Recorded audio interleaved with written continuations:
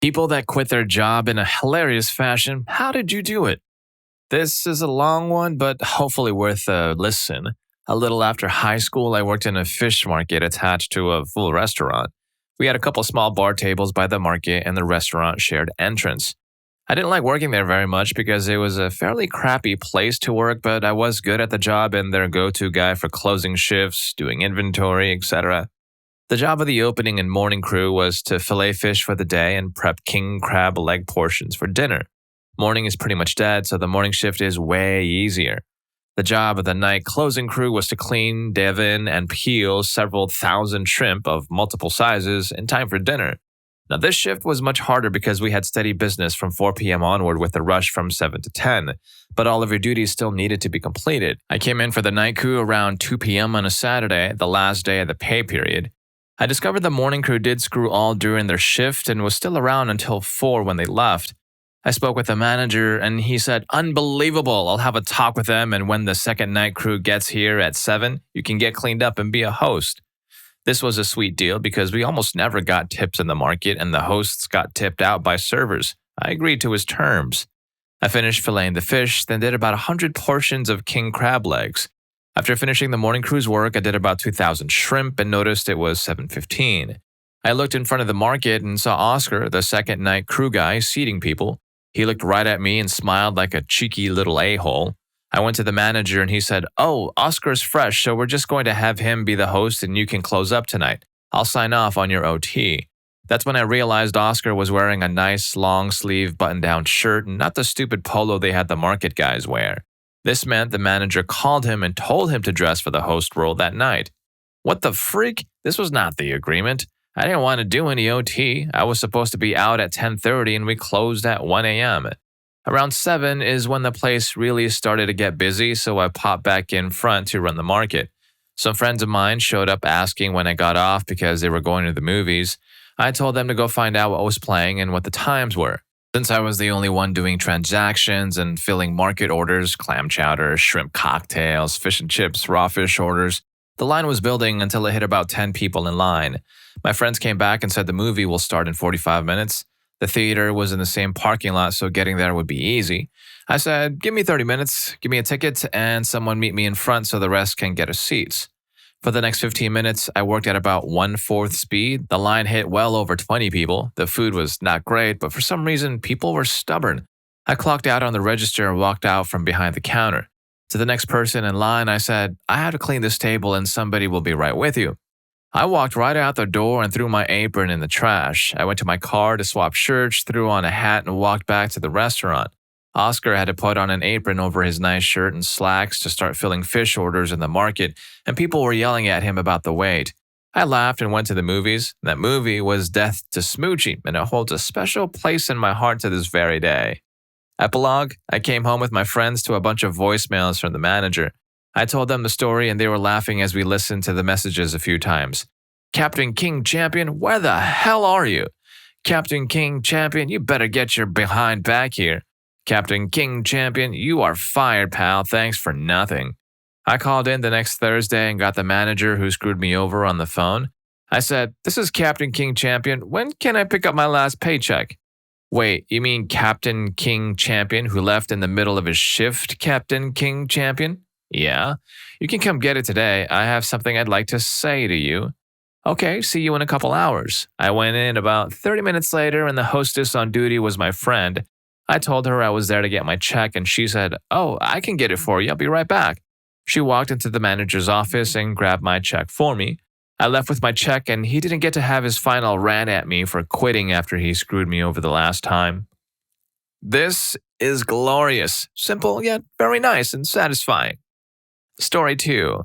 I worked at Home Outfitters when I was 17, worked cash one day per week and stocked shelves, cleaned up the mess of the back room a few other times during the week. Now, when I say a mess, imagine everything you need to clean the place, plus overstock, plus using the freaking cardboard crusher as a storage unit. This back room was a mess. Anyway, one of the cash days, I rang up a discount wrong and ended up charging a guy $72 for his purchase rather than $85. Boss yelled at me, told me I was going to pay for it and that he was going to be speaking to the manager about possibly letting me go. There was his mistake. I was working this job as extra cash. I didn't need the money. First thing I did in the 4 hours I had left for this shift, I relabeled the entire vacuum and kitchen sections wrong. I'm saying wrong names, pricing, stock codes, everything. 2 hours left. I called the province's workplace safety board and emailed them over 20 photos from my phone of problems in the back room on the floor. I then turned off all the cash registers, minus the one being used, right before the 7 o'clock rush. These things were ancient. They took about 20 minutes to boot up. I then asked to see my manager for a moment. He approached me at the front where I said the following: "Good luck with the labor board. I'm out of here." It was the best moment of my life at the time, but in hindsight, I should have just left. Funniest part of this whole ordeal was a friend who worked there as well mentioned that it took them all 4 or 5 hours after closing to relabel everything. The machine shorted out when they tried to boot them all, and the next day they were shut down for 48 hours to get their back room sorted. Manager got fired by corporate, the assistant manager who yelled at me quit because of the pressure. And for my cherry on top, they had mentioned at orientation in writing that if you had first aid courses, you got 25 cents more per hour. I worked a total of 300 plus hours for this place. I emailed my first aid course that I had through being a part-time Army reservist to corporate, and they sent me a check in the mail for the 25 cents per hour. $75 was a lot to a 17-year-old me. Now that I reread this, I was a bit of a jerk at that time. Story 3. I got this. I worked for the U.S. Air Force. Long story short, every other week my work schedule changed by 10 hours. I worked 12-hour days plus several weekends, no lunch break, and barely a bathroom break. I was an aircraft maintainer and mission essential, so they are allowed to do this to us. I am telling my boss my enlistment is up in a few months and I have 2 months worth of leave I need to take, so I just want him to know. Even throw him an email to remind him and give him an idea for dates. And every time I bring it up in person, he just tells me to shut up. So my dates are a week away. Almost my entire squadron leaves for a business trip, leaving a very small amount of people to fix the jets. And I'm pretty much the only good one. I just look at my boss and say, "Hey, I need to start my leave in 3 days. I've sent you and the commander the approval, so I guess this is goodbye, maybe?" And he says, "Who says I have to accept it? You don't have to use up all your leave before your enlistment." I replied that I've worked my butt off harder than anyone else in my situation and that, yes, he does in fact have to accept it. If he doesn't, I'll route it to the commander. I end up routing it to the commander, a very brave thing for someone my rank, and he accepts it and sends me an awesome email saying he pretty much thought I was amazing and I deserve every second of it. Also to make sure I come in and say goodbye personally. I just walk into my boss's office, smile at him, holding up the printed email, and he says, "F you," and I leave. It wasn't actually as unfriendly as he sounded. He was actually really a nice guy, just a real bad situation. I've just been abused for way too long, and he was the one that had to deal with my rebuke. They survived without me anyway. The Air Force has much bigger problems if they can't survive without one person. Apparently, the United States Air Force is a wondrous place, as per my friend in the Army. But you know what would be wonderful? If you'd hit that like button and subscribe to the channel. By doing this, you'll be supporting me with content I can push out more of every day. And it really does help the channel. So thank you for doing that. Let's get back to the stories. Story 4. I had landed a job at an IT company that had been struggling to last a few years. It was a nightmare scenario, but they were promising the sky and moon, so I decided to take it anyway on a 6-month contract to hire basis. I was there for 2 months and it was a full-on dumpster fire. I won't bore you with the details, but after a month they had so many people quitting, I got moved to tech support. At first, I was told it was a temp thing, then in the all-company meeting, my boss just took it upon himself to make it permanent without really asking me. That was the last straw. Within a few days, I had found another gig and went into his office and told him I was taking the rest of the day off. This is how the rest of the conversation went. Boss: "Okay, Platinum, we'll see you tomorrow." Me: "Yeah, I don't think I'm coming in tomorrow." Boss: "Okay, so when do you think you'll—" Me: "Or the next day after that, or the day after that." Boss: "Platinum, what are you saying?" Me: "Well, Jeff, I'm quitting, and this is my last day." Boss: "You can't quit, you have a 6-month contract." Me: "Jeff, you can certainly try and force me to work here, but you really can't, so I'm leaving now." I started to walk out and he followed me, yelling at me that I couldn't just quit. I had a contract, he's going to call my recruiter. Then his last attempt to insult me was the best. His last words to me as I exited the building was, "I'll make sure you never work in this industry again."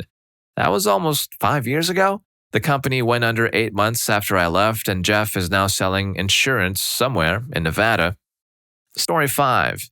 Looking back, the actual reason I quit was incredibly petty, but it was almost 2 years of repressed frustration with this particular manager. I worked at a saltine bucket that was number one in sales in the district and one of the top performing stores in the country. We got a new GM, and he promptly ran the store into the ground and treated his staff and customers like crap in the process. I was getting increasingly frustrated with the lack of respect from him and just general inability to do his job, which made my job really difficult. By this point, I was only working 2 days a week at this job as I had found another serving job and was working both. Today, I was working 8 to 2 at job 1 and then 4 to 11 at job 2.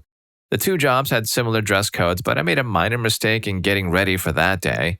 I forgot to put in my solid plugs into my ears as opposed to my still solid but semi-see-through material plugs. I literally forgot to change my earrings before going to work.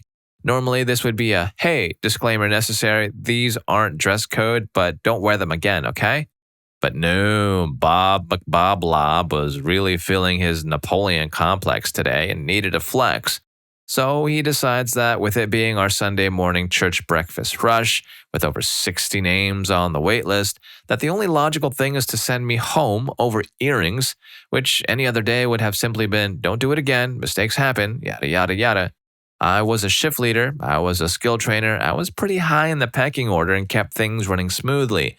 And you're going to send me home for the whole day because of earrings? Not, "Go home and change them." It was, "Nope, you're done for the day." So the logical thing for me to do was to dress him down in front of a dining room full of shocked guests about what a crap manager he is, how this store's failure is his fault, and how he's the biggest a-hole I have ever met in my entire life. I said the word 4 times, yelling it. I end the rant with, "Have a good day, sir. Go F yourself." He starts to follow me out of the store, asking me to reconsider staying, and I stopped dead in my tracks, whipped around, and yelled, "I said good day, sir," a la Gene Wilder, and promptly walked out to never look back. Bob was fired from Saltine Bucket Corporate less than a year later after taking the store from number 1 in the district out of roughly 100 stores to the very bottom scoring store. Justice. A la Gene Wilder. Damn, that's a good one. That's a good one. Story 6. So I have 6 years of experience as a camp counselor. This summer, I tried a new camp I never went to or heard of before. I was too late to decide if I'd come back to my old camp, so they hired someone else. It's okay, my fault. But anyway, that new camp knew that at the pre-camp week that it would not work out for me. The two bosses, male and female, were jerks. They were always talking like we were stupid and we didn't know how to do our job right.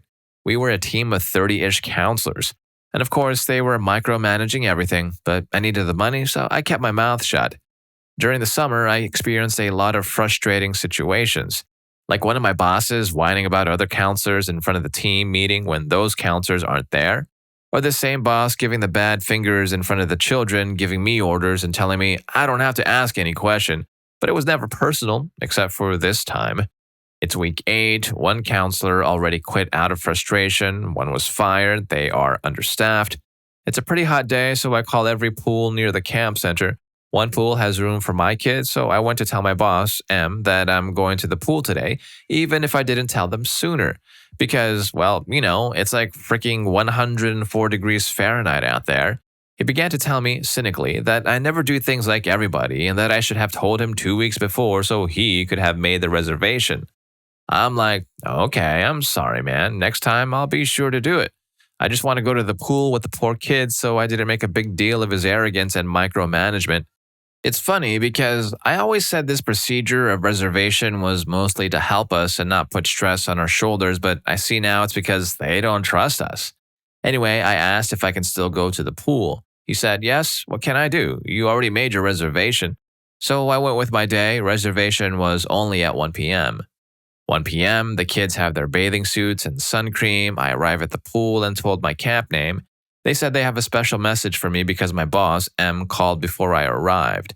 The pool staff told me that my boss didn't want them to accept me. They were uncomfortable with this, and I was shocked. So I asked my colleague, we are two with the group, to take the kids and do a game or something while I handle this situation. I called my boss, F, because they were splitting their shifts and she was the only one in charge during afternoons. I explained the situation with a very calm tone. I'm still surprised by my self-control during all of this. She was very cold and told me it was something between M and me. She then pointed out that pool reservations are supposed to be done 2 weeks in advance. After that unpleasant call, I took the little paper on which the pool staff had written the message from my boss, M. The idiot left his personal phone number. So I called M and it was his voicemail. Here is the exact message I left on his phone. Hey, M, it's Banjo. I'm at the Pelican pool right now and they told me you left a message forbidding them to allow me at the pool. Well, you could have told me before I went that you didn't want me to go. It's pretty unprofessional and immature on your part. You are penalizing the kids, not me. You know, from my 6 years experience as a camp counselor and a DAFA former, I never knew a camp so poorly run as yours. Pause. Stuck your stupid camp in your behind. I quit. This last sentence slipped out of my mouth. I closed my phone and started to laugh. I'd never sent someone to hell like that. So I told my coworker. We went to the pool anyway. I spent an hour with the kids telling them I was leaving. It was heartbreaking. I didn't go back to the camp center. 2 days after that, they sent me an email. They asked me if it was really my decision to quit. I sent them a very nice letter, professional but cold, stating the reasons I was leaving and encouraging them to be nicer with their staff. Story 7. I worked at a Chinese restaurant right out of college. The owner and his sister liked me and let me bend certain rules, like having a beard when others had to be clean-shaven. He treated most employees pretty unfairly and expected them to do way more outside their job description without paying more, like running the Facebook page and Twitter, and would require you to pay for any food mistakes or sendbacks out of your tips. Time comes and I get hired doing marketing for a startup a couple of cities away. I tell all my coworkers and they're all happy for me. I also ask their help in telling the boss something else. When I gave my 2 weeks, I told him and his sister I was moving to Reno to work with my uncle in the deviant asset reacquisition. He asked what that was, so I described a bounty hunter. I'd be chasing people who had warrants for their arrest. It would be dangerous. I'd carry a gun and wear a bulletproof vest. People would run from me and I'd try to take them alive. This is, of course, all BS, but I got all my coworkers in on it too. So when the owners started to second-guess my story, as I knew he would, he'd ask, hey, what did Party on Alec go off to do again? Every coworker would reply with, oh, he's like a bounty hunter now, basically. Brilliant teamwork. Fast forward a couple of years, I get another job close to my old restaurant, and I drop in there for lunch with some current coworkers. Good to see some of the old crew again. The boss comes in and sees me, wants to hear all about my bounty hunting. I'd totally forgotten that I told him that. So on the spot, I came up with like 3 or 4 crazy adventurous stories about sneaking into a cocktail party to arrest someone and tackling them into a pool. Or the time I arrested a gangster and when his crew showed up, I was alone. I convinced them I had sniper cover and they backed down. He took it all hook, line, and sinker. It was only then I explained that I moved back for this new job. It was only once he walked away that I was able to give the whole story to my new coworkers. So yeah, I think that qualifies. So the storytelling skills of this guy is off the roof. He could probably write a book about his quote-unquote adventures. Story 8. I worked as a lifeguard at a few different places since it's a job that's easy to do and easy to get. One of the places I worked at, they scheduled me every Friday, Saturday, and Sunday while the manager's friends got way better hours. So I was pissed. Toss in a few BS rules the manager implemented, I was ready to leave. I asked my dad if his company was hiring, and they were. So I got a new job, and it was time to quit my lifeguarding job. I got into a huge argument with my manager about something because I was willing to just drop down to part-time and help out. I had a lot of friends who worked there and I didn't want to leave them hanging. So at the end of my argument, I said, I quit and walked out. So after that, the manager proceeds to continue yelling at me in front of patrons as I'm walking out. Since I worked at the pool, I got a card for a free membership. After I left, I kept using the free membership to use the pool as a big screw you to the manager. She then revoked my membership, but the pool had a policy that friends and family could enter for free if they were bringing something to an employee. My girlfriend, now my wife, was a lifeguard as well, so I used that policy to bring my GF food and ice cream and whatnot.